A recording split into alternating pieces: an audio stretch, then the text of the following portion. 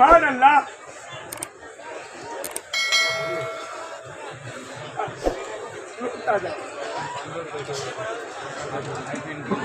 الحمد لله الحنان المنان الذي خلق الإنسان وعلمه البيان والصلاة والسلام على رسوله سيد الإنس والجان وعلى آله وأصحابه ذوي الخير والإحسان أما بعد فأعوذ بالله من الشيطان الرجيم بسم الله الرحمن الرحيم فليحذر الذين يخالفون عن أمره أن تصيبهم فتنة أو يصيبهم عذاب أليم وقال الله تعالى يا أيها الناس اتقوا ربكم إن زلزلة الساعة شيء عظيم صدق الله مولانا العظيم وبلغنا رسوله النبي الأمين المكين المختار الكريم ونحن على ذلك من الشاهدين والشاكرين والحمد لله رب العالمين. بارگاہ رسالت معاذ صلی اللہ علیہ وسلم میں درود پاک کا ہدیہ پیش کریں. اللهم صل على سيدنا مولانا محمد معدن الجود والكرم وآله وأصحابه الكرام وابنه الكريم وبارك وسلم صلاة دائمة سرمدا أبدا. حضرات محترم، دارالعلوم فدائیہ کا یہ سالانہ جلسہ جو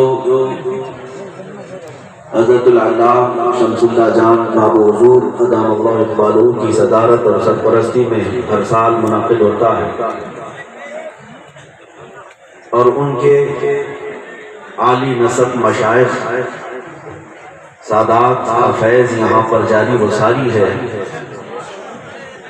اور میں خطیب کی حیثیت سے نہیں بلکہ ان کے گداگر کی حیثیت سے حاضر آیا ہوں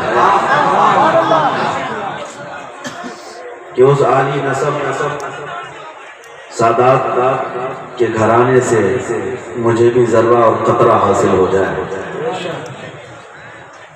عزیزان گرامی، آپ بہت سارے مدرسوں کے جلسوں میں جاتے ہوں گے. اس دارالعلوم کے سالانہ جلسے میں ابھی آپ علماء کے سروں پر دستار کو بندھتے بھی دیکھیں گے. یہ ایک ایسا عمل ہے جو عذاب الہی سے تمہیں روکتا ہے. دستار بندی کا جلسہ یہ صرف شادی کا جلسہ یا ولیمے کا جلسہ نہیں بلکہ امت کو عذاب سے روکنے کا جلسہ ہے. نبی کریم صلی اللہ علیہ وسلم نے ارشاد فرمایا قیامت کے قریب زلزلے زیادہ ہوں گے. کتنے بڑھ جائیں گے، قتل و غارت گری عام ہو جائے گی.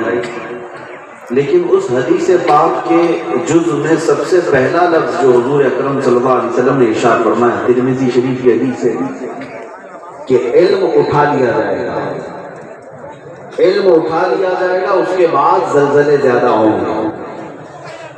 عذاب اللہ تبارک و تعالیٰ کا کثرت سے آئے گا، یہ کے بعد دیگرے الگ الگ شکلوں میں.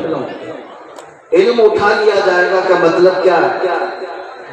یعنی کتابیں اٹھا لی جائیں گی یا نوٹ بک جس میں لکھے جاتے ہیں وہ سب اٹھا لیے جائیں گے؟ نہیں، علماء دھیرے دھیرے دنیا سے رخصت ہو جائیں گے اور نئے لوگ ان کی جگہ نہ لے پائیں گے. میرے عزیزو، یہ حالات ہم آج دیکھ رہے ہیں. کوئی بھی اچھے گھر کا بندہ آج اپنے بچوں کو علم دین پڑھانا نہیں چاہتا، مدرسوں میں بھیجنا نہیں چاہتا. یہی علماء کے رخصت اور ہونے کا اور پھر بڑے علماء کی جگہ نہ لینے کا واضح نظارہ ہمیں دیکھنے کو ملتا ہے. لیکن اس کے باوجود جب مدرسوں کے جلسے میں ہم جاتے ہیں، کئی علماء کے سروں پر دستار فضیلت دیکھتے ہیں تو پھر دل میں یہ احساس بیدار ہو جاتا ہے کہ ابھی علماء میدان میں آ رہے ہیں، انشاءاللہ اللہ کا عذاب نہیں آئے گا. جب تک ان مدارس کی ترقی جاری رہے گی اور یہاں سے علماء نکلتے رہیں گے، اللہ کا عذاب نہیں آئے گا. میرے عزیزو، ہم قیامت کے قریب آ چکے ہیں، جبکہ نبی پاک صلی اللہ علیہ وسلم نے خود ارشاد فرمایا کہ میں اور قیامت ایسے ہیں جیسے دو انگلیاں قریب ہوتی ہیں. قیامت کے اتنے قریب ہم آ چکے ہیں. جب 1400 سال پہلے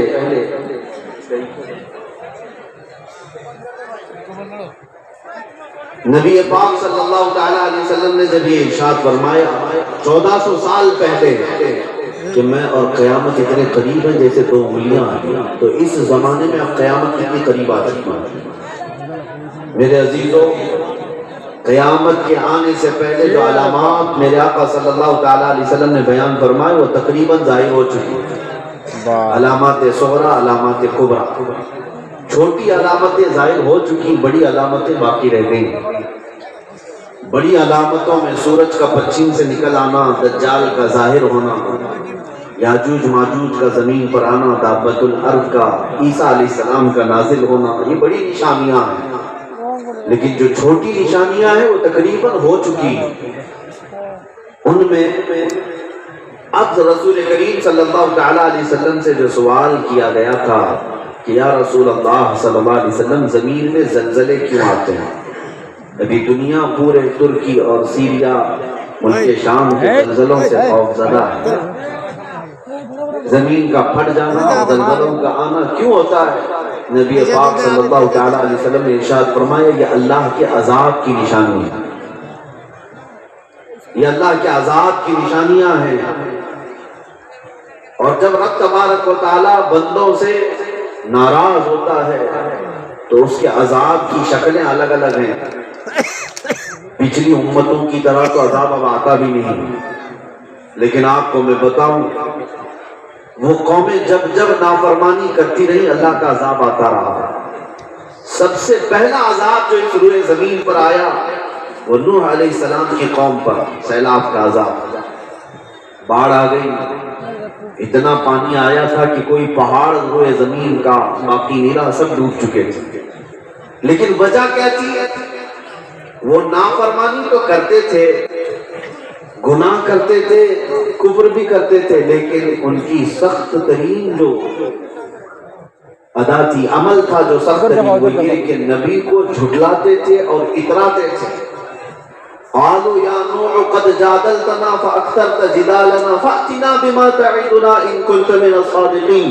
قرآن پاک ہے. وہ حضرت نوح علیہ السلام سے یہاں تک کہتے تھے، جھگڑا کرتے تھے اور کہتے تھے اگر تم سچے ہو تو لا کر دکھاؤ عذاب. کیسا ہوتا ہے عذاب؟ یہ ہوتا ہے رب تبارک و تعالیٰ کو للکارنا، اترانا. گناہ کر رہے ہیں اور پھر اس پر اترا رہے ہیں. دیکھتے ہیں ہم بھی عذاب کیسا ہوتا ہے. تو حضرت نوح علیہ السلام نے رب ذوالجلال کی بارگاہ میں عرض کیا رب انی مغلوب فانتصر. اے اللہ تو مدد نازل فرما، میری میں مغلوب ہو گیا. قرآن میں سورہ نوح میں رب تعالیٰ فرماتا ہے وَفَجَّرْنَا الْأَرْضَ عُيُونًا فَالْتَقَى الْمَاءُ عَلَىٰ أَمْرٍ قَدْ قُدِرَ. ہم نے زمین کو پھاڑ دیا اور اس سے چشمے بہنے لگ گئے، یہاں تک کہ آسمان کو بھی. وَفَتَحْنَا عَلَيْهِمْ أَبْوَابَ السَّمَاءِ بِمَاءٍ مُنْهَمِرٍ. ہم نے آسمان کے دروازے کھول دیے، یہاں تک کہ پانی اتنا برسا، زمین سے بھی پانی، آسمان سے بھی پانی. پوری روئے زمین ڈبا دی گئی، غرق ہو گئے سارے لوگ سوائے نوح علیہ السلام کی کشتی کے. پھر زمانہ بدلتا گیا، وہ لوگ توبہ کر چکے. نوح علیہ السلام کی امت ان کے ساتھ فرما برداری کے ساتھ رہی. صرف 80 لوگ بچے تھے پوری دنیا میں. اس کے بعد دور بدلتا رہا. لوط علیہ السلام کی قوم آئی جو نہایت ہی فحش اور بدکاری میں مبتلا رہی. فحاشی، وہ شہوت کو مردوں کے ساتھ پوری کرنے میں اپنی فحش کاموں میں مبتلا رہے. اللہ تبارک و تعالیٰ کے نبی لوط علیہ السلام آئے، ان کو ڈراتے رہے، لیکن وہ قوم ڈرتی نہیں تھی، وہ اپنی بدکاریوں میں ملوث رہی. اللہ تعالیٰ نے اس قوم پر بھی عذاب بھیجا. کون سا عذاب تھا؟ اللہ تبارک و تعالیٰ نے قوم لوط پر جو عذاب بھیجا وہ نوکیلے پتھر تھے. نوکیلے پتھر ان پر برسائے گئے. ارسلنا علیہم، اللہ تعالیٰ فرماتا ہے حجارۃ من سجیل. اللہ کے عذاب کا ذکر ہو قرآن کی آیتوں میں یا رسول پاک کی حدیثوں میں، اس وقت اگر تمہارا ذہن حاضر نہیں ہے تو اس کا مطلب ہے کہ دل مر چکا ہے، دل کالا ہو چکا ہے۔ اور یہ بھی فرمایا گیا کہ تم دیکھتے ہو جب کبھی پہاڑ سے چٹانیں گر جاتی ہیں اور پہاڑ پھٹ جاتے ہیں، آبشار بہنے لگتے ہیں، پانی کے جھرنے بہتے ہیں، یہ کیا ہے؟ یہ کوئی پکنک پوائنٹ نہیں ہوتے۔ قرآن میں اللہ تعالیٰ فرماتا وَإِنَّ مِنَ الْحِجَارَةِ لَمَا يَتَفَجَّرُ مِنْهُ الْأَنْهَارُ وَإِنَّ مِنْهَا لَمَا يَشَّقَّقُ فَيَخْرُجُ مِنْهُ الْمَاءُ وَإِنَّ مِنْهَا لَمَا يَهْبِطُ مِنْ خَشْيَةِ اللَّهِ، یہ پہاڑوں کی چٹانیں جو کھسک کر گرتی ہیں اور یہ پھٹ جاتی ہیں تو جو آبشار نکلتے ہیں پانی کے، یہ یوں ہی نہیں، اللہ فرماتا وہ اللہ کے خوف سے ہل جاتے ہیں، وہ اللہ کے ڈر سے پتھر ہل جاتے ہیں، اور پھر لوگوں کے دل کتنے سخت ہو جاتے ہیں کہ اللہ اور اس کے رسول کے ذکر سے ان کے دل نہیں ہل پاتے۔ اور اسی لیے قرآن میں اللہ نے فرمایا ثم قست قلوبکم من بعد ذلك فهي كالحجارة او اشد قسوة، لوگوں کے دل پتھر سے زیادہ سخت ہو جاتے ہیں۔ میرے عزیزو، آج میں آپ کے سامنے جو بیٹھا ہوں، ہو سکتا ہے آپ کے ماحول کے علاوہ تقریر آپ سن رہے ہوں، یا مجھ سے اگر بہت زیادہ آپ چیخ پکار سننا چاہیں تو اس خام خیالی کو دور کریں۔ نہ ہی میں اپنی تقریروں میں آپ کو بہت زیادہ بلوانا چاہتا ہوں کہ سبحان اللہ بولو، نعرے لگاؤ، نہیں، خاموشی سے سنتے رہو۔ اگر دل میں ایک بات بھی اثر کر گئی تو یہ جلسہ وصول ہے اور لوگوں کی زندگیوں میں انقلاب آ جائے گا۔ قوم لوط کی بیماری تھی، بدکاری میں مبتلا تھے، مردوں سے اپنی خواہشات پوری کرتے، اللہ کا عذاب ایسا سخت ترین آیا کہ حضرت جبرائیل علیہ السلام کو بھیجا گیا زمین کو اٹھانے کے لیے۔ زمین پوری انہوں نے اٹھا دی، فجعلنا عالیہا سافلہا وامطرنا علیہم حجارۃ من سجیل، زمین کو اوپر تک اٹھا کر انہوں نے نیچے پھینک دیا، پھر اس کے بعد نوکیلے پتھر ان پر برسائے گئے، سب کے بھیجے پھٹ گئے، یہ قوم لوط کو تباہ کر دیا گیا، ایک ساتھ پوری قوم ختم ہو گئی۔ قوم سمود جو حضرت صالح علیہ السلام کی قوم تھی، انہیں بڑا غرور تھا، گھمنڈ تھا، اس قوم کو بھی اللہ تبارک و تعالیٰ نے ہواؤں سے ہلاک کر دیا۔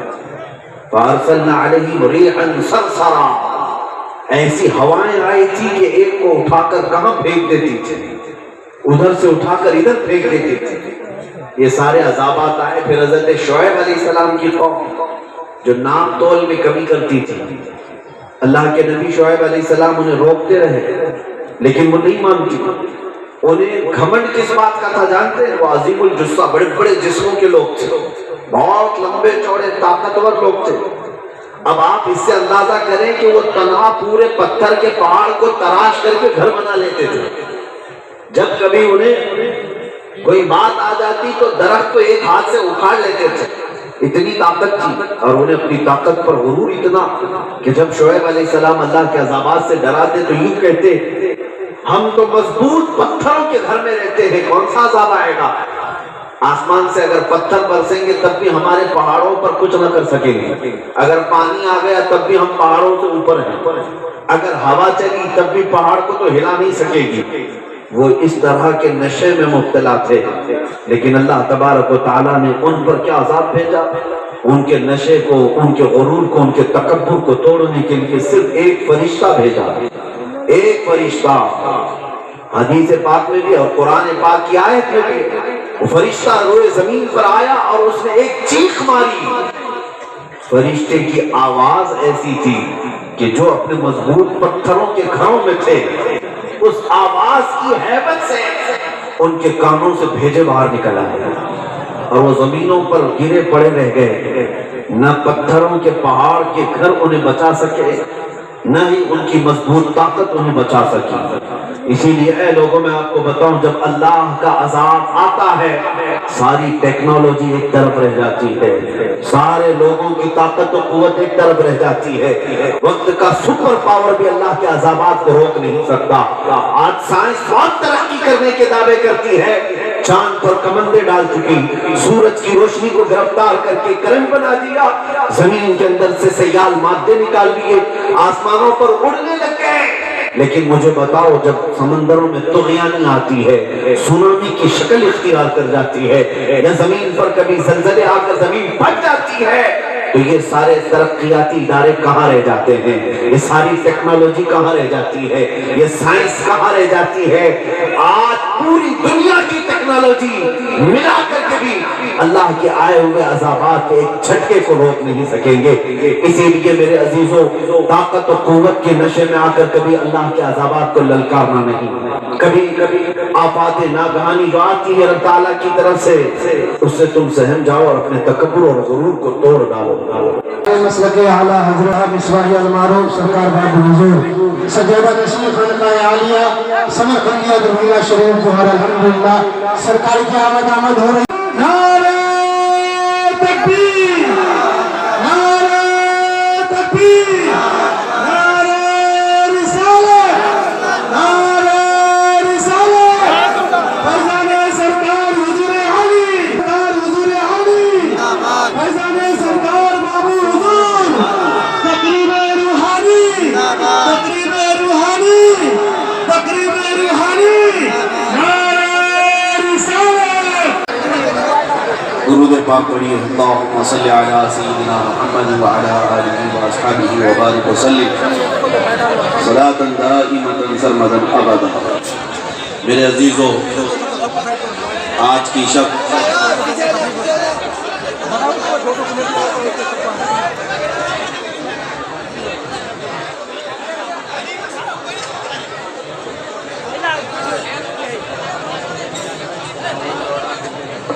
বাবুজির উপর ইজাজত দিলা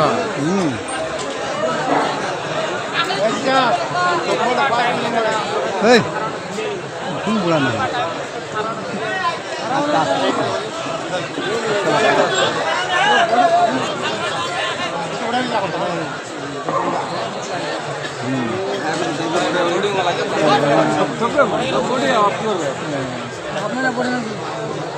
آپ لوگ راستہ راستہ خالی کر دیجیے، دستار بندی والے بچوں کو آنے دیجیے، آپ لوگ راستہ خالی کر دیجیے۔ ابھی درود پاک پڑھ لیں، اللہم صلی علی سیدنا محمد وآلہ وصحبہ وبارک وسلم صلاۃ دائمۃ سرمدا ابدا۔ عزیزان اکرام وقار، آج کا یہ جلسہ اب اپنی شباب پر پہنچ چکا ہے۔ آپ منبر نور پر آل رسول کو دیکھ رہے ہیں، گلے گلزار ہاشمیت، اولاد نبی حضرت العلام شمس اللہ جان بابو حضور ادام اللہ اقبالہ محفل کی رونق اور محفل کی زینت بن چکے ہیں۔ اللہ تعالیٰ ان کے اقبال بلند فرمائے۔ حضرت کا کرم اور ان کی اجازت سے میں آپ کے سامنے بیٹھا ہوں، ورنہ میں اس کو بے ادبی سمجھتا ہوں، لیکن ساتھ میں مجھے یہ بات بھی یاد ہے کہ وہ اگر ہمیں بٹھائیں تو بیٹھ جانا چاہیے، وہ اگر ہمیں کھڑا کریں تو کھڑے ہو جانا چاہیے۔ ہزاروں کوششیں کر لی مجھے دنیا گرانے کی، ہزاروں کوششیں کر لی مجھے دنیا گرانے کی، مجھے جھکنے نہیں دیتا بھرم زہرا کے بچوں، مجھے گرنے نہیں دیتا بھرم زہرا کے بچوں کا۔ اہل بیت اطہار کا یہ فیضان ہے کہ یہ ہمیشہ نوازتے رہیں۔ اللہ تبارک و تعالیٰ ان کی عطاؤں کو سدا سلامت رکھے۔ میں اپنی بات کو مکمل کروں۔ قرآن پاک میں رب تعالیٰ فرماتا، یا ایھا الناس اتقوا ربکم، اے لوگوں اپنے رب سے ڈرو، ان زلزلۃ الساعۃ شیء عظیم، بے شک قیامت کا زلزلہ بہت سخت ہونے والا ہے۔ وہ جو سب سے آخر میں زلزلہ آئے گا وہ سب سے سخت ہوگا، اور وہ قیامت کی گھڑی ہے۔ اذا زلزلت الارض زلزالہا، جب زمین ہر طرف سے ہلا دی جائے، واخرجت الارض اثقالہا، اپنے اندر کی بوجھل چیزیں وہ باہر نکال دے گی. وہ قیامت کے قریب ہونے والا ہے.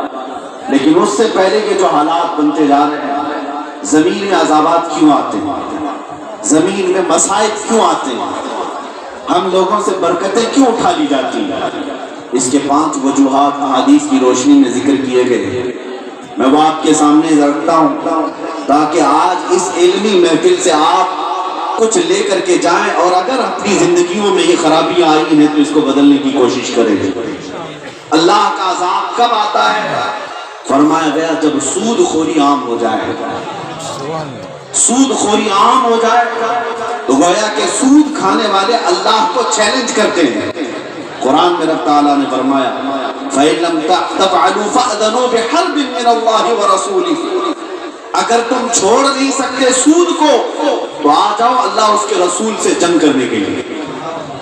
قرآن میں اللہ فرماتا ہے فَأْذَنُوا، ان کو کہہ دو، اب اعلان کر دو کہ آ جائیں اللہ اس کے رسول سے جنگ کرنے کے لیے. سود کیا ہے؟ یہ آج مسلمانوں میں بھی پھیلنے لگ گئی یہ بیماری. بعض لوگوں کو راتوں رات امیر ہونے کا شوق ہے. لاکھ روپے آئے تو اس کو جلد سے جلد 2 لاکھ کیسے بنایا جائے، حلال طریقے سے نہیں، کسی کو قرضہ دینا اور اس پر اس سے زیادہ حاصل کرنا. اس کو آپ اپنی زبان میں بیاج کہیں، سود کہیں یا کوئی اور نام دے دیں، لیکن اضافے کے ساتھ قرض سے کسی مسلمان سے حاصل کرنا یہ اتنا سخت ترین گناہ ہے. نبی پاک صلی اللہ تعالیٰ علیہ وسلم نے ارشاد فرمایا سود کے 73 درجے ہیں، 73 درجے ہیں، اور سود کا ایک لقمہ کھانے والا اس کا گناہ جانتے ہو کیا ہے؟ فرمایا گیا خانہ کعبہ کے سامنے اپنی ماں سے زنا کرنے کے برابر ہے. سود کھانے والا 1 درہم جو کھاتا ہے وہ خانہ کعبہ کے سامنے اپنی ماں سے بدکاری کرتا ہے. اتنا بڑا، اتنی بڑی وعید ہے. کیوں؟ اس میں حقوق العباد ہے. اسلام کبھی نہیں چاہتا کہ تم کروڑ پتی ہو جائے اور تمہارا بھائی کروڑ پتی رہے. تمہارا کوئی مسلمان بھائی اس کا کوئی پرسان حال نہ ہو اور تم اپنے محلات تعمیر کرتے رہ جاؤ. سود کی یہی خرابی ہے جو پورے یہود نے آج دنیا کو سود میں ڈال رکھا. مسلمانوں میں تمہیں بیدار کرتا ہوں، اگر کوئی انجانے میں بھی اس گناہ میں مبتلا ہوا ہے تو آج توبہ کر لے. یہ اللہ کے عذابات کو کھولنے والا راستہ ہے. اللہ کا عذاب قرآن کی روشنی میں کہہ رہا ہوں. دوسری جو وجہ ہے فرمایا گیا جب زنا عام ہو جائے، اللہ تعالیٰ نے فرمایا لا تقربوا الزنا انه كان فاحشة ومقتا وساء سبیلا. تم زنا کے قریب بھی مت جاؤ. آج دنیا نے اس کو الگ الگ نام دے دی ہوں گی. ترمذی شریف کی ایک حدیث ہے، لوگ قیامت کے قریب گناہ کریں گے لیکن نام کچھ اور دے دیں گے. آج جیسے اس کو ایک فیشن کے طور پر دے دیا گیا نوجوان لڑکوں کا. ابھی تو ہماری روایات کچھ تو باقی ہیں یہاں پر، یورپ میں، انگلینڈ میں، وہاں جا کر کے دیکھیں کسی مرد کے، کسی جوان لڑکے کے ساتھ اگر کوئی لڑکی نہ ہو تو اسے معیوب سمجھتے ہیں لوگ، اور کسی لڑکی کا کسی کے ساتھ چکر نہ ہو تو اسے ڈاکٹر کو دکھانے لے جاتے ہیں لوگ کہ کیا معاملہ ہے اس کا. یعنی گناہ کو گناہ نہیں بلکہ اچھا فیشن سمجھا جانے لگ گیا. یہ اللہ کے عذاب کے لیے دروازے کھولنے والا گناہ ہے. اسی لیے میرے آقا صلی اللہ تعالیٰ علیہ وسلم نے ارشاد فرمایا کہ زنا کو اتنا مشکل، نکاح کو اتنا آسان بنا دو کہ زنا کرنا مشکل ہو جائے. ابھی ابھی کل کا جو دن گزرا پوری دنیا ویلنٹائن ڈے نام سے ایک فحش دن مناتی.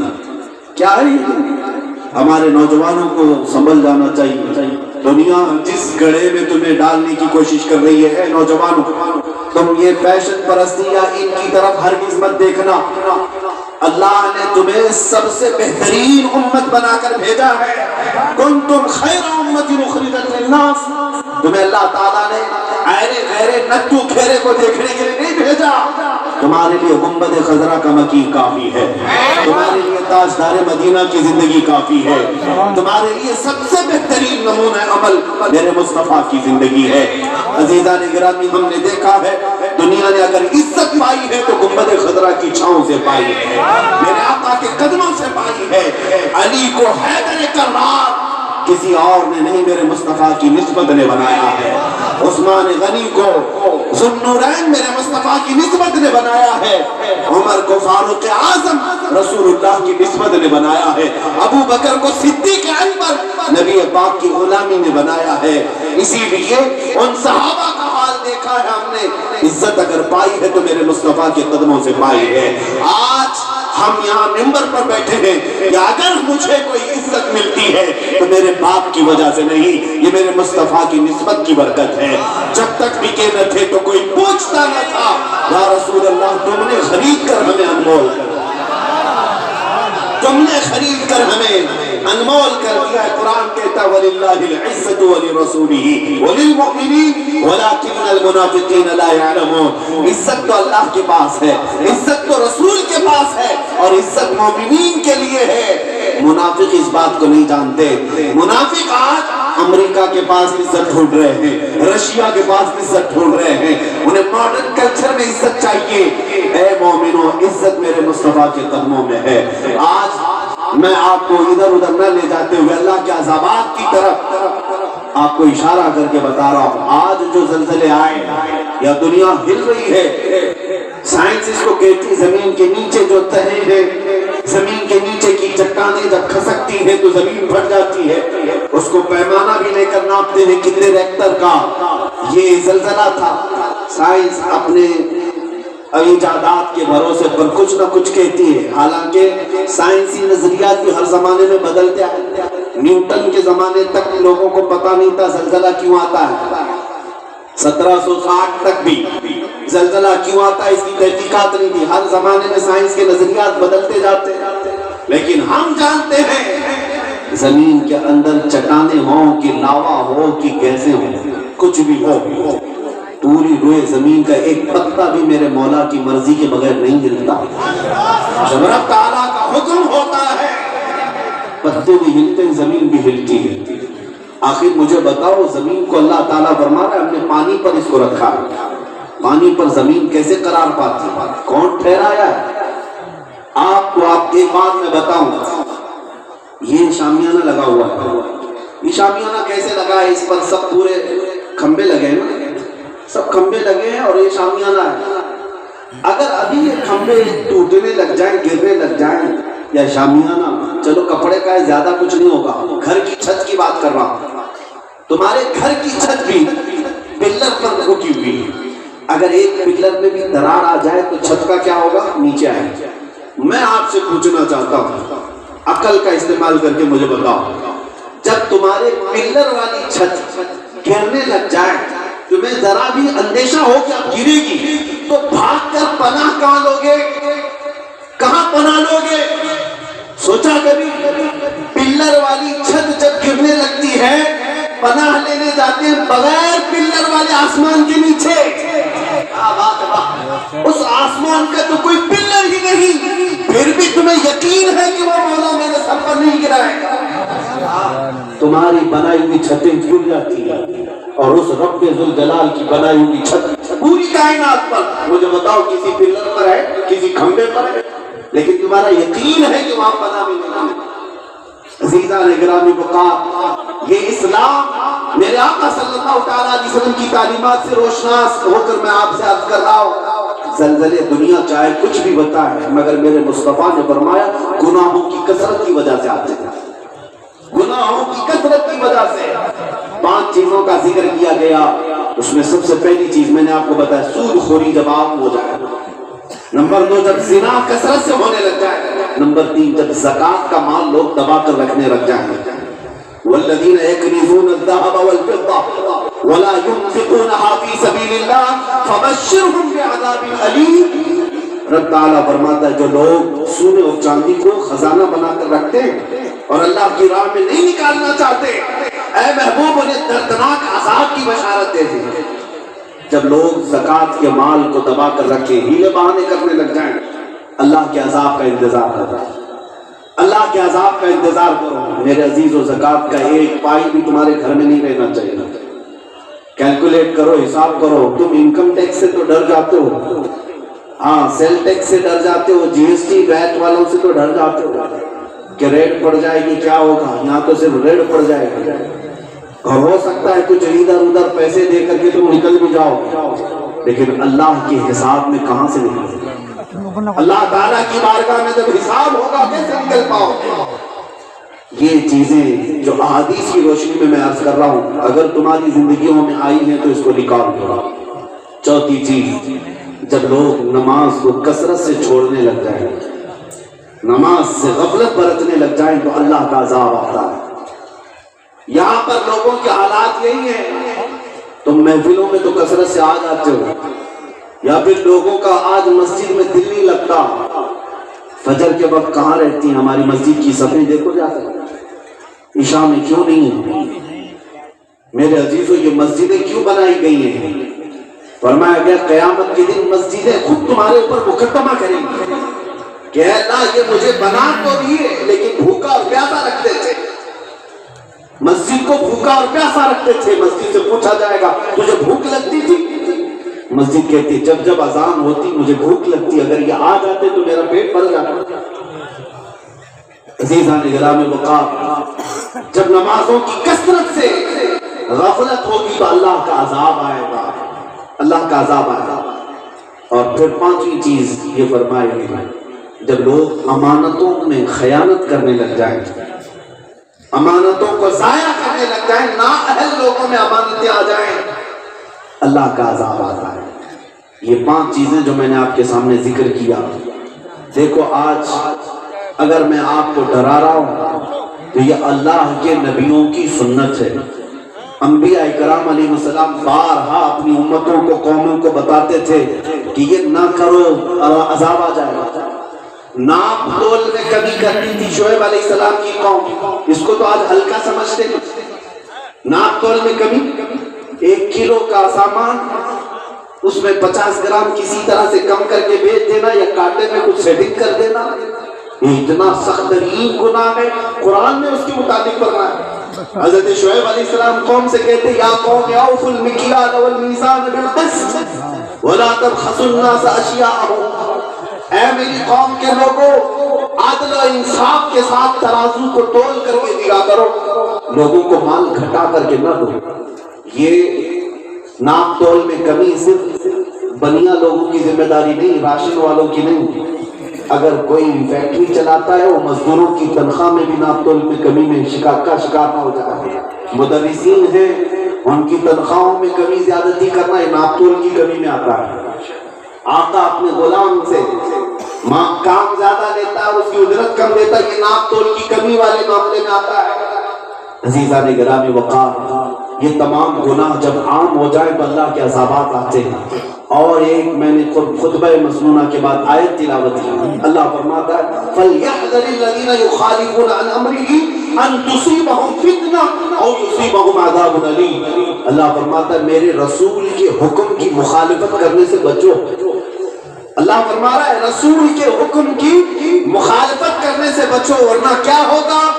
اللہ فرماتا ہے ان قریب تم فتنوں میں مبتلا ہو جاؤ گے یا دردناک عذاب میں گرفتار ہو جاؤ گے۔ اللہ اکبر۔ فتنوں میں تم مبتلا ہو گئے، آزمائش میں ہے آج ہم، ہمارے لیے کیا کم فتنے ہیں۔ ابو داؤد شریف کی حدیث ہے اللہ تعالیٰ جب کسی قوم کو عذاب دیتا ہے تو اس کی کئی شکلیں ہیں، یا تو پھر بارش روک لی دی جاتی ہے آسمان سے، یا زمین سے سبزے نہیں اگائے جاتے ہیں، یا پھر زمین میں زلزلے لائے جاتے ہیں، یا چٹانیں کھسک جاتی ہیں، یا تیز تند ہوائیں آ جاتی ہیں، یا سیلاب آ جاتا ہے، یہ عذابات کی نشانیاں ہیں۔ یہاں تک کہ میرے آقا صلی اللہ علیہ وسلم فرماتے ہیں اگر زمین پر جانور چوپائے نہ ہو تو بارش ہی نہ برسے، ان جانوروں پر رحم کر کے بارش برسا دی جاتی ہے۔ گناہ کبھی کبھار لوگوں کی اتنے کثرت سے ہو جاتے ہیں کہ اگر یہ جانور نہ رہے تو عذاب یعنی بارش بھی نہ برسے، یہ عذابات کی نشانیاں ہیں۔ اور نبی پاک صلی اللہ تعالیٰ علیہ وسلم کی حدیث میں یہ بھی ہے کہ جب مسجدوں میں شور و غل زیادہ ہونے لگ جائے، نااہلوں کو بڑی ذمہ داریاں دی جانے لگیں، اور کسی کی عزت لوگ صرف اس لیے کرتے ہوں کہ اس کی شرارت سے بچنا ہو، اس لیے عزت کرتے ہوں، حضور نے فرمایا یہ سب ان عذابات کے زمانے کی نشانیاں ہیں جب اللہ کا عذاب کثرت سے ہو، یہاں تک کہ تم پر مال پھیلا دیا جائے گا۔ حضور فرماتے ہیں میرے آقا صلی اللہ علیہ وسلم ایسا لگتا ہوگا کہ مال ابل رہا ہے، ہر ایک کے گھر میں مال ہوگا اور دین اور دیانت ختم ہونے لگ جائے گی۔ آج مجھے اس بات پر فخر ہے، ہزاروں میں جب میں دیکھتا ہوں، خاص طور پر بہار کی سرزمین پر پیر طریقت جو روشن ضمیر پیر ہے، میں کسی مبالغہ آرائی کا قائل بھی نہیں، حضور شمس اللہ جان ادام اللہ اقبال جس طرح سے یہ اپنے اعمال سے لوگوں کی نماز کی پابندی کا اور ان کے اعمال کی فکر کرتے ہیں، اللہ کریم ان کا سایہ دراز کرے۔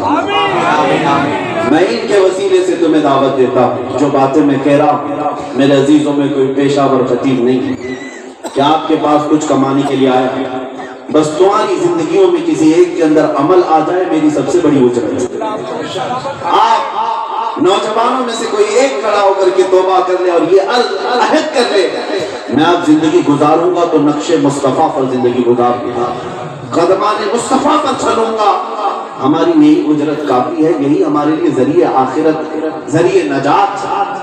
میں آپ کو بتاتا ہوں، نبی پاک صلی اللہ تعالیٰ علیہ وسلم کی بارگاہ میں سوال بھی کیا گیا کہ اے اللہ کے نبی صلی اللہ تعالیٰ علیہ وسلم، جب عذابات کثرت سے آئیں تو کیا کیا جائے، کیا کیا جائے؟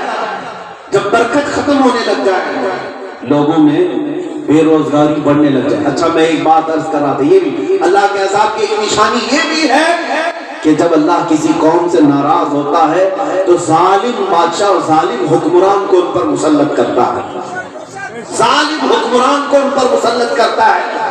آج ظالموں کی حکومت جو ہم جوجھ رہے ہیں، یہ ہماری شامت اعمال ہے، یہ عذاب ہی تو ہے ہمارے لیے۔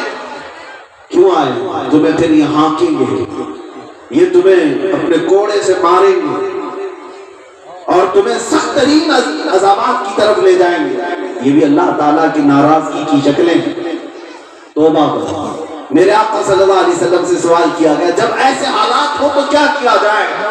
نبی پاک صلی اللہ علیہ وسلم فرماتے استغفروا ربکم، اپنے رب سے توبہ اور بخشش طلب کرو، استغفار کرو، استغفر اللہ ربی من کل ذنب واتوب الیہ، کثرت سے توبہ کرو۔ رب تعالیٰ فرماتا ہے وما کان اللہ معذبہم وہم یستغفرون، جب تک تم استغفار کرتے رہو گے اللہ عذاب نہیں بھیجے گا، اللہ عذاب نہیں بھیجے گا۔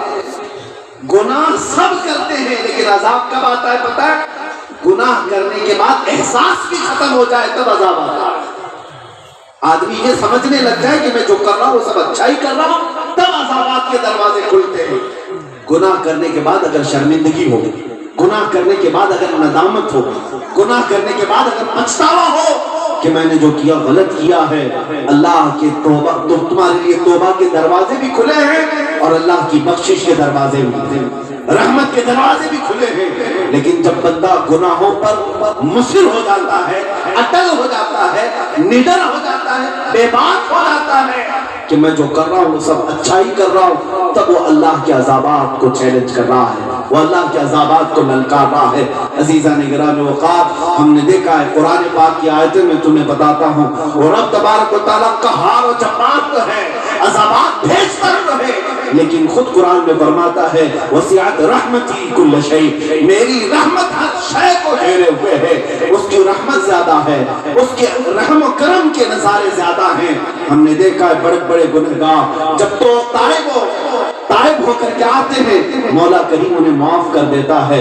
آپ کو بتاؤں حضرت امیر المومنین عمر ابن خطاب رضی اللہ تعالیٰ عنہ کا زمانہ، مدینہ طیبہ میں جنت البقیع میں ایک بوڑھا شخص 80 سال کا بانسری بجاتا تھا، مولانا روم رحمۃ اللہ علیہ لکھتے ہیں بانسری بجاتا تھا اور اسی سے کمائی کرتا تھا۔ جب لوگ اس کی سریلی آواز سے اس کے لے میں مدہوش ہوتے اسے پیسے دیتے تھے، وہی اس کے روزگار تھا۔ لیکن جب بڑھاپا آ گیا، سانس پھولنے لگی، بانسری بجتی نہیں تھی، اب لوگ دیکھتے نہیں تھے، سنتے نہیں تھے، پیسے آتے نہیں تھے، بھوک مری آ گئی، بہت زیادہ افلاس کا شکار ہو گیا۔ اور روتے ہوئے جنت البقیع قبرستان میں آیا.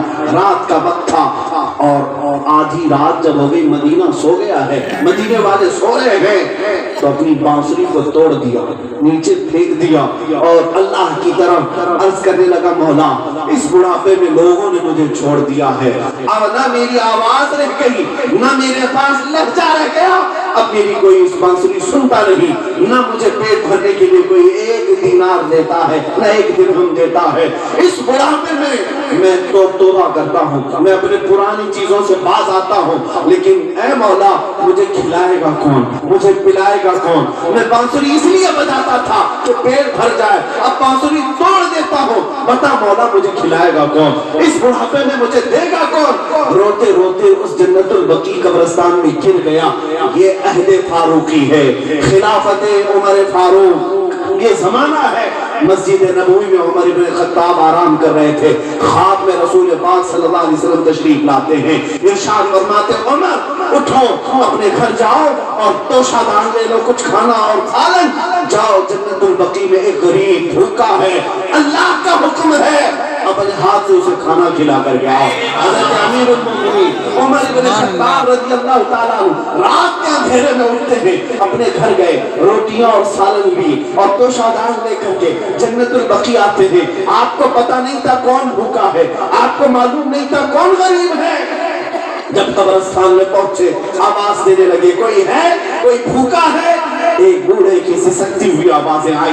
عمر بن خطاب اس آواز کی طرف بڑھ کر آئے, اسے اٹھاتے ہیں اور بٹھاتے ہیں اور کہتے ہیں, چل تیرے لیے کھانا آ گیا, اس پورے قبرستان میں تیرے سوا کوئی بھوکا ہے تو نہیں؟ کہا میں بھی بھوکا ہوں. اپنے ہاتھ سے انہوں نے روٹی سالن دے کر اس بوڑھے کو کھلایا. بوڑھے نے پوچھا, آپ کون ہیں؟ حضرت عمر فاروق کہتے ہیں, میں عمر بن خطاب ہوں. وہ ڈر کے مارے کانپنے لگ گیا. عمر بن خطاب جنت البقیع میں آدھی رات کو توشہ دان لے کر ایک غریب کے پاس کیسے؟ اور کپ کپاتے ہوئے چیخ مارتا ہے اور کہتا ہے, آپ عمر بن خطاب ہیں, آپ کو کیسے پتا کہ میں بھوکا ہوں, مجھے کھانا کیوں لے کر آ کے دیتے ہو؟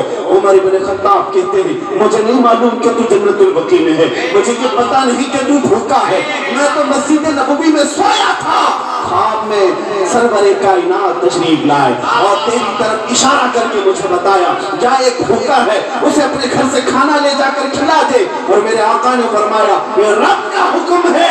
میں اٹھ کر کے دوڑا دوڑا چلا آیا. وہ چیخ مار کر کہتا ہے, اے امیر المومنین, 80 سال گناہ کرتا رہا, 80 سال گناہ کرتا رہا, یہ دنیا پھر بھی بڑھاپے میں مجھے ٹھوکر مار کر چھوڑ دی اور بیگار و مددگار قبرستان میں میں آ گیا.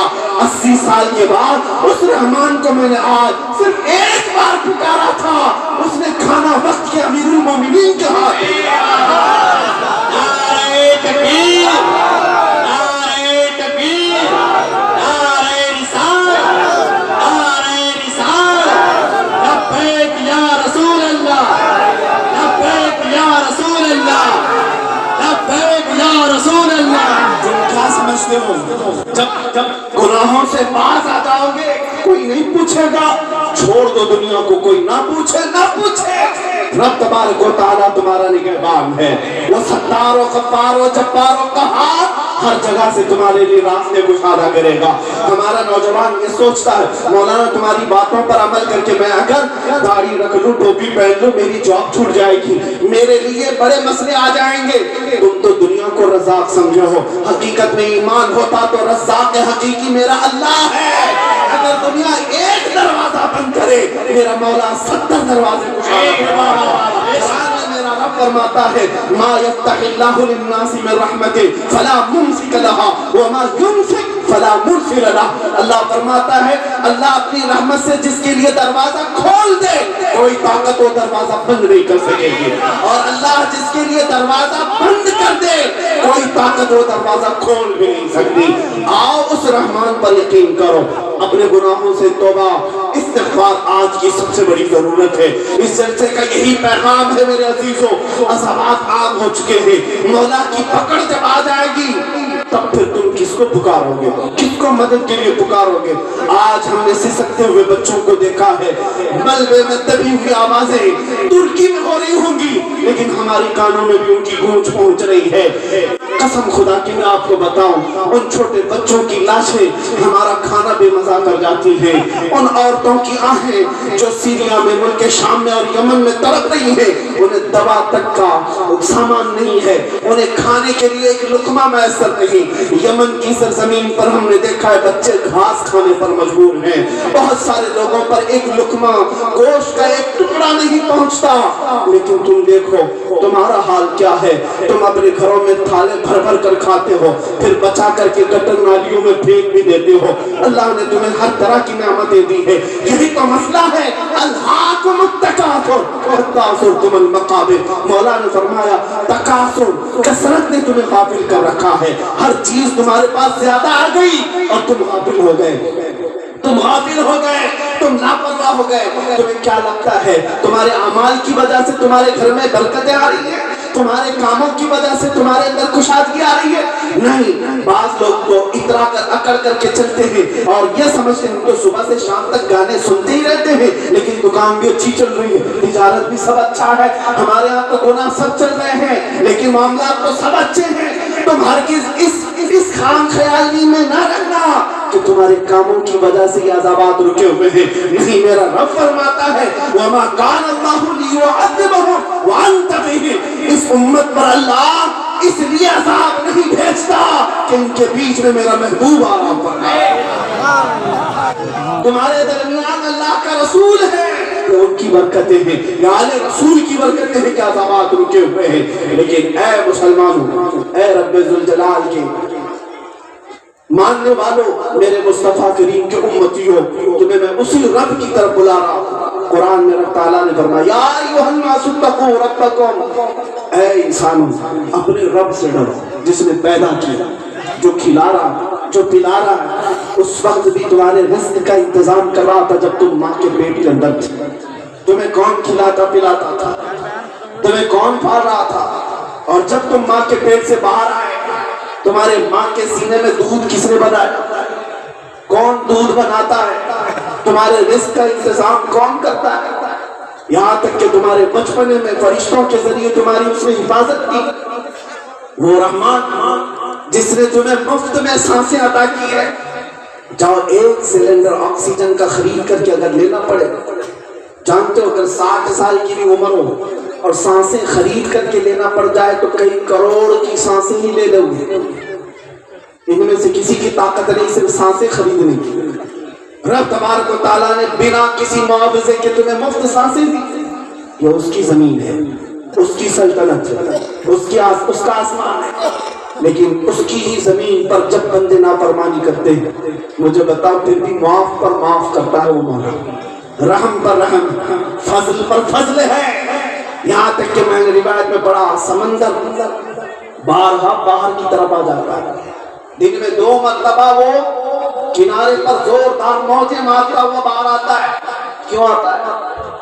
फरमाया गया समंदर अल्लाह की बारगाह में ये अरीजा लेकर आता है, मौला तू इजाजत दे दे मैं बाहर निकल कर तबाही मचा दूं। ये बंदे तेरी जमीन को जो अपने गुनाहों से लाल कर चुके, ये नाफरमानियां तो करते हैं जमीन पर, मुझे तो इजाजत दे दे मैं फैल जाऊं और इनको हिलाक कर दूं। हर दिन रब तबारक व तआला समंदर को रोकता है, वापस चला जा, मैं अपने बंदों के तौबा का इंतजार कर रहा हूं। रब तआला अपने बंदों के तौबा के इंतजार में है। हर दिन अजाब टलता है, हर दिन अजाब टलता है, उसकी रहमत है। तुम कब तौबा करोगे? कब बाज आओगे? एक बात याद रखना, बाज नौजवान अगर ये प्लान बनाकर बैठे हैं कि बाद में जब बुढ़ापा आ जाए, बाल सफेद हो जाए तो अल्लाह ताला करेंगे मस्जिद में जाएंगे, अभी उम्र ही क्या है। तुम में से कोई एक बंदा भी ये लिख करके दे दे कि वो 60 साल तक जीने का गारंटर है, उसकी उम्र 60 साल या 70 साल होने वाली उसको गारंटी है। क्या तुमने नहीं देखा जवानों के लाशें उठते हुए? क्या बचपन में जनाजे नहीं निकलते? मौत की कोई उम्र नहीं है, ये जवानी में भी आती है, बचपन में भी आ सकती है, बुढ़ापे में भी आती है। जिनको बुढ़ापा मिल गया अल्लाह की नेमत है, अल्लाह की नेमत है। क्या अल्लाह ताला उन्हें फिर से मौका दिया है तौबा इस्तिग़फ़ार करके पाक होकर के आ जाए। बहुत सारे तो जवानी में चले गए दुनिया से, اسی لیے میرے عزیزو ہمیشہ سترک رہو، ہمیشہ الرٹ رہو۔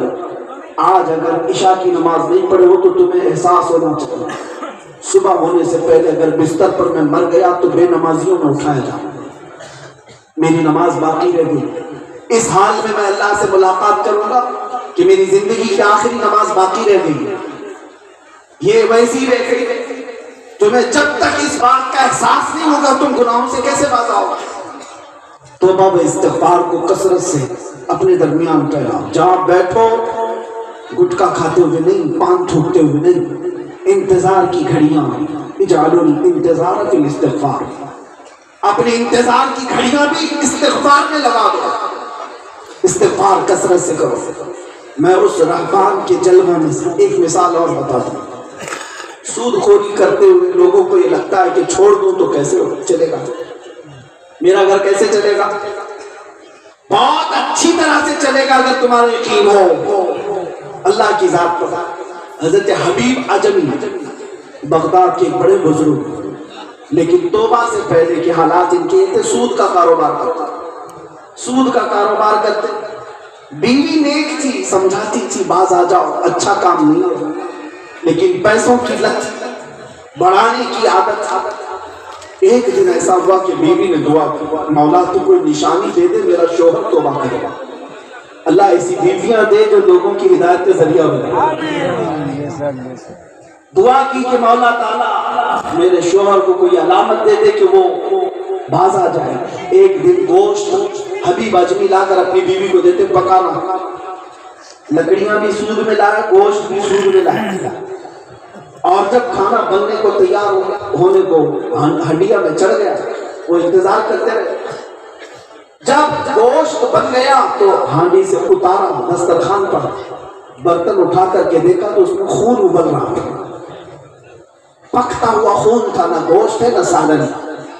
حبیب اجمی ڈر گئے، پوچھا یہ کیا ہے؟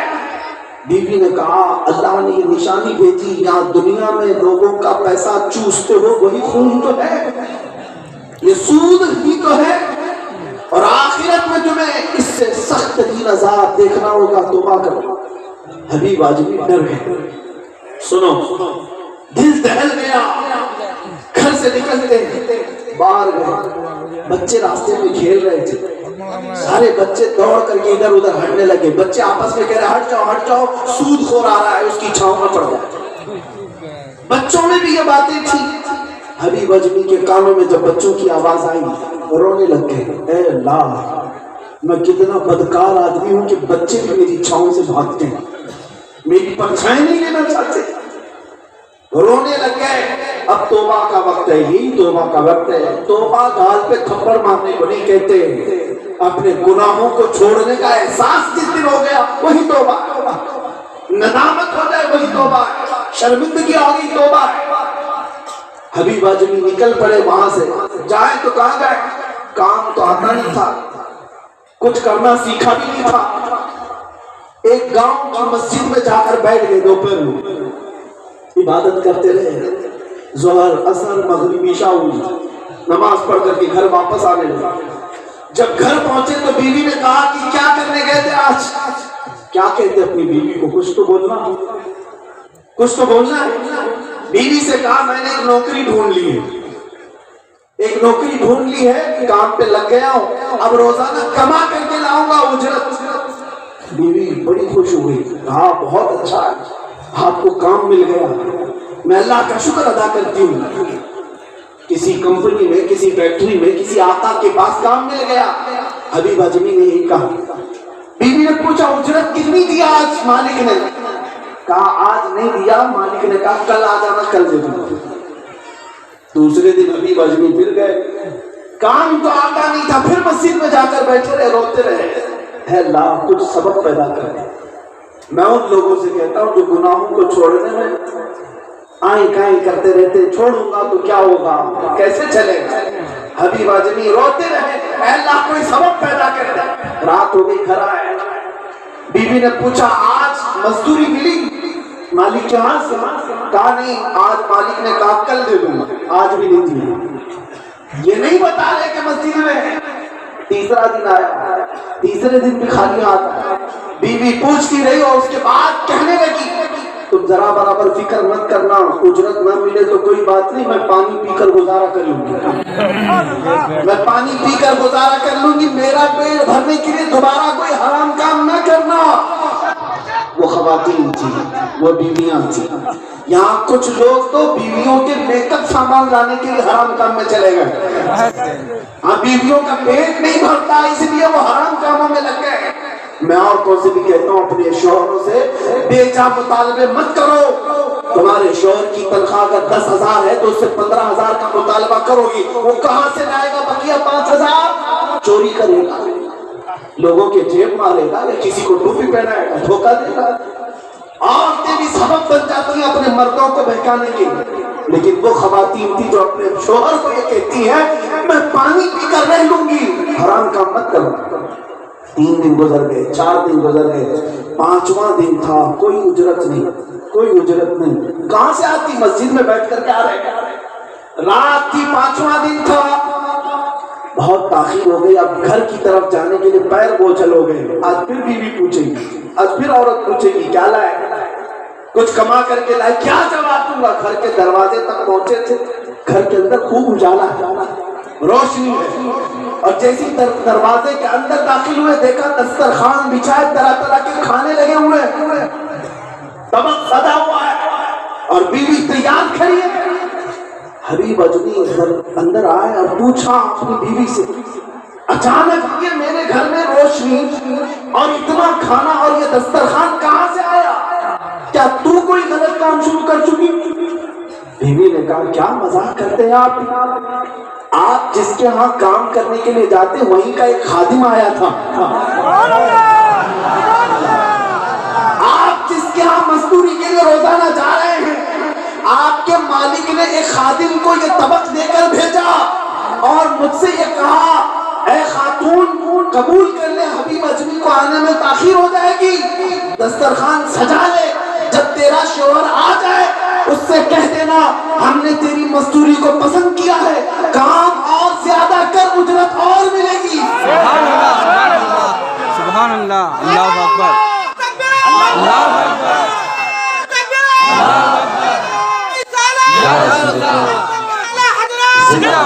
हबीब अजमी ने जब ये सुना उनकी आंखें फटी की फटी रह गई। उन्होंने बीवी से सुना जब क्या उनके मालिक का एक और खादिम आया था, उन्हें तो पता था न कोई मजदूरी करता हूँ न कोई काम करता हूँ, अगर ये दस्तरखान आया है तो ये सिर्फ मेरे रहमान का भेजा हुआ है, ये रब्बुल जलाल का भेजा हुआ है।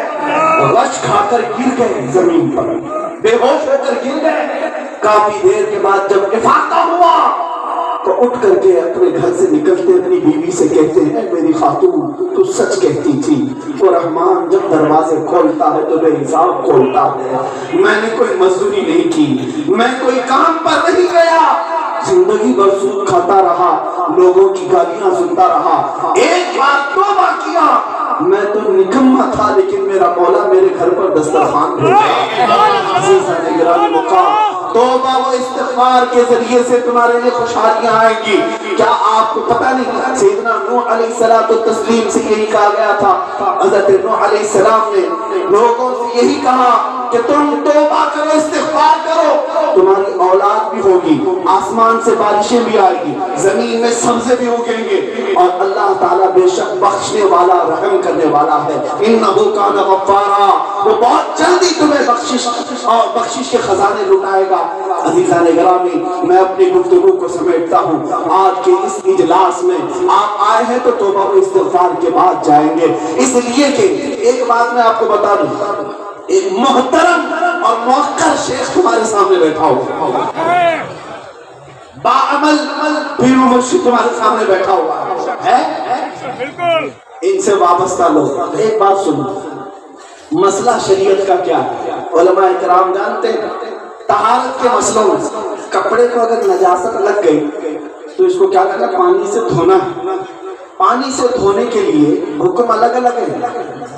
अगर गलीज नजासत है तो 3 बार धोना है, 3 बार निचोड़ना है। ये कपड़े को पाक करने का तरीका। शरीयत में मसले طہارت کے الگ الگ ہیں. اگر تمہارے پانی میں نجاست پڑ گئی تو اسے کیسے پاک کیا جائے؟ جیسے کنویں میں نجاست گرتی ہے، چوہا گر جائے، بلی گر جائے، بکری گر جائے، سب کے لیے الگ الگ مقدار شریعت نے رکھی. کسی کے لیے 40 ڈول نکالو، کسی کے لیے 60 ڈول نکالو، کسی کے لیے 200 ڈول نکالو، پانی پاک ہو جائے. پانی کو پاک کرنے کے طریقے ہیں، کپڑے کو پاک کرنے کے طریقے ہیں، شیشے پر نجاست لگ جائے اس کو پاک کرنے کے طریقے ہیں. زمین پر اگر نجاست لگ جائے، زمین پر اگر نجاست ہو تو کیا کیا جائے؟ زمین کو کیسے دھو کے نچوڑ تو نہیں سکتے. اس کے لیے حکم یہ ہے کہ تیز بارش برس گئی یا تیز آپ نے پانی بہا دیا اور پھر سخت دھوپ پڑ گئی تو زمین پاک ہوگا. اگر زمین پر نجاست ہے، مولانا جلال الدین رومی کی بات میں پیش کرتا ہوں اور اسی پر اپنی گفتگو کو سمیٹتا ہوں. زمین پر نجاست ہو، اگر جیسے گوبر، کسی کا لیک، یہ سب چیزیں پڑی ہوں تو بارش آ جائے، پانی بہہ جائے اور تیز دھوپ پڑے، تیز دھوپ پڑے، زمین کیا ہو جائے گی؟ پاک ہو جائے گی. یہ شریعت کے مسائل ہے. اہل تصوف سے جب پوچھا گیا، صوفیہ سے پوچھا گیا، یہ تو ان چیزوں کے ناپاک ہونے کے بعد پاک کرنے کا طریقہ ہے، لیکن کسی کے دل کی زمین نجس ہو جائے، کسی کا دل ناپاک ہونے لگ جائے، اسے پاک کرنے کا طریقہ کیا ہے؟ دل نجس ہو جائے تو اسے کیسے پاک کیا جائے؟ مولانا روم فرماتے ہیں زمین کو جیسے بارش برس جائے، تیز دھوپ پڑے، زمین پاک ہوتی ہے، اسی طرح دل جب گناہوں سے آلودہ ہو، اللہ کا ذکر کثرت سے کرو، یہ بارش کی طرح ہے، دل دھل جائے گا. اور جب دل دھل جائے، کسی شیخ محترم کی تیز نگاہ پڑے تو پھر دل پاک ہو جاتا ہے. باعمل شیخ کی نگاہوں کے سامنے اپنے دل کو لے آؤ، پہلے ذکر کرو، پہلے توبہ کرو، استغفار کرو، دل دھل جائے گا. اور پھر شیخ کی نظروں کے سامنے دل کو لاؤ تو دل پاک ہو جاتا ہے. اسی لیے ہم نے دیکھا ہے گناہوں سے آلودہ ہو کر کے بھی کوئی غوث پاک کے دربار میں آتا تھا، لیکن غوث کی نگاہ کیا پڑتی، وہ پاکیزہ ہی نہیں بلکہ زمانے کا قطب بھی ہو جاتا تھا، زمانے کا ولی بھی بن جاتا تھا. اللہ کریم ہمیں توبہ و استغفار کی توفیق عطا فرمائے. مولا اپنے عذابات سے ہمیں محفوظ فرمائے اور رب تبارک و تعالی ہمیں اپنے مشائخ کا سایہ ہمیشہ ہمارے سروں پر قائم و دائم رکھے. میری گفتگو کے خلاصے میں یہ بات کہنا میں ضرور سمجھوں گا، ضروری ہے اس لیے کہ اس کے بغیر میری تقریر نامکمل ہے. بات یہ ہے ادھر ادھر کی کیوں کہوں، ادھر ادھر جانے کے اشارے کیوں دوں، بس بات اتنی ہے کہ محمد سے وفا تمہیں تو ہم تیرے ہیں. یہ جہاں چیز ہے کیا، تم کس کے لیے لڑو گے؟ کرسی چاہیے، اقتدار چاہیے، سیاست چاہیے، میاں یہ چیز ہے کیا؟ لوح و قلم تیرے ہیں. یہ جہاں چیز ہے کیا، لوح و قلم تیرے ہیں. اٹھو قوت عشق سے ہر مست کو بالا کر دو، دہر میں نام محمد سے اجالا کر دو. وآخر دعوانا الحمدللہ رب العالمین. اللہ سلامت رکھے آپ کو.